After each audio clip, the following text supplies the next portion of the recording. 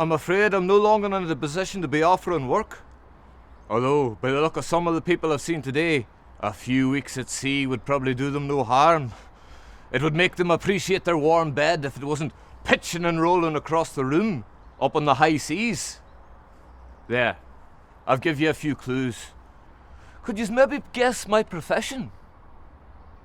If yous are saying captain or first mate, I'm afraid you're wrong. I am, though, associated with the sea. I am a shipbuilder. And it used to give me great pleasure to stand on the shores of Belfast Loch, looking down the river Lagan. How could I forget the River Lagan? Such an important river in the history of shipbuilding. A river that has seen some of the greatest advancements in shipbuildings along its banks.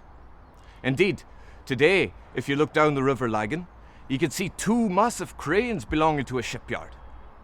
That shipyard is Harland and Wolff. And those two cranes are called Samson and Goliath, two famous giants. They were first mentioned in the Bible. That's what people think of when they think of shipbuilding in Belfast.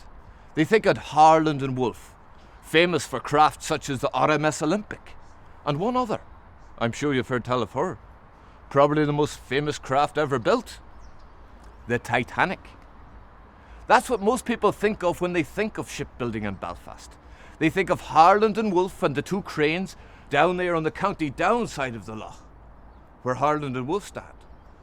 But when I was invited here by some Belfast merchants to establish shipbuilding in earnest, it was the County Antrim side of the river that I established my shipyard in. But forgive me, I haven't even introduced myself.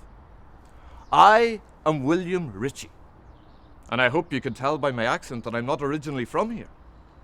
I am originally from Ayrshire, on the west coast of Scotland.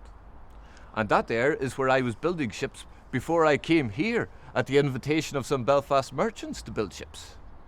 But it was no great upheaval for me to move my business from Ayrshire to Ulster. Indeed, people had been doing it for hundreds of years before I did it. Indeed, 200 years before I arrived, Hamilton and Montgomery established themselves in this part of the world. And then the king, James I, he sent over more planters from England and Scotland.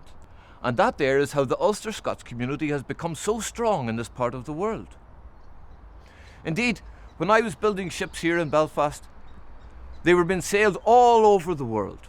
A lot of people sailed out to America. It would have taken weeks to sail to America back in those days. And they settled in parts on the east coast around Virginia. In my time here, I built 32 ships, as I said. In 20 years building. That was almost 2 ships per year. And by the finish of it, I was employing hundreds of men on the County Antrim shore to build boats. But forgive me, I don't get much chance these days to go down to the loch shore to look down the River Lagan to see what they're building today. So I will take my leave, children. Sansi for ya.